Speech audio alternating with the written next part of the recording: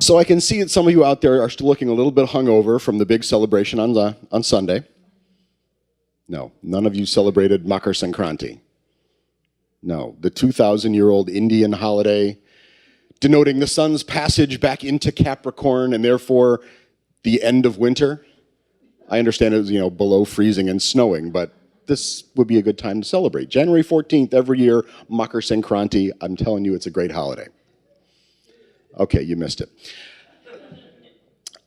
I celebrate it every year because Makar Sankranti involves kite flying, which a lot of you know is my thing.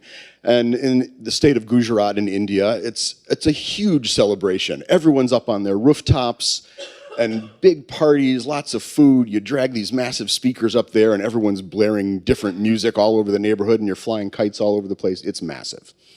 So I've been over there several times for their big kite festival every January. Celebrating holidays in other countries creates some issues, a couple of problems. And the first one is cash exchange. That you arrive in another country on a holiday and the banks are closed. The Indians have solved this though, usually on the first breakfast of the kite festival. My good friend and travel agent, Mr. Rao, will show up at breakfast with a briefcase full of cash. And everyone does currency exchange and you trade your native currency for a fistful of rupees. In this case, I had so many rupees that my wallet almost wouldn't close and fit into my back pocket. You go off to the kite field down by the riverfront, you fly kites all day. The second problem with international holiday celebrations is food. You guys know what I'm talking about. I'm not talking about like, I ate too many Christmas cookies or, loosening my belt after Thanksgiving. Like 4th of July, when you've had way too much bratwurst and funnel cake, and you've got sort of a gastrointestinal carnival going on, that's the kind of feeling. And in this part of India, the food is entirely vegetarian. 100% roughage. And they cook it in a lot of sunflower oil, so everything is really nicely lubed up inside. Which isn't an issue until sometime mid-afternoon, when a mild abdominal cramp caused me to double over like a book slamming shut. I headed off to the toilets. And that's a generous term. It's a concrete trough covered by sheets of plywood with, to use a popular phrase, shitholes cut into it. Now, I've used squat toilets before. I've gone camping before, so it's not an issue. And I climbed up on top of the trough and dropped my shorts and heard a plop. It was not from me. Yeah, when I dropped my shorts, my wallet had popped out of my back pocket, gone down the hole, and sank.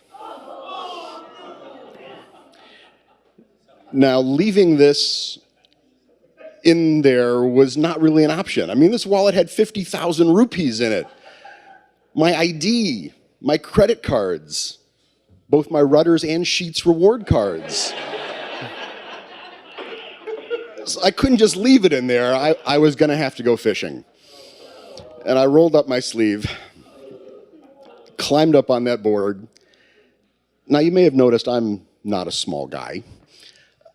And compared to most Indians, it looks like I ate Gandhi.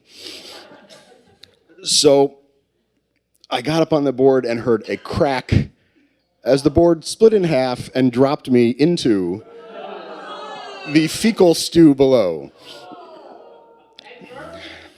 Arm first, which was good because that allowed me to grab the wallet. I'm trying to find a bright side here.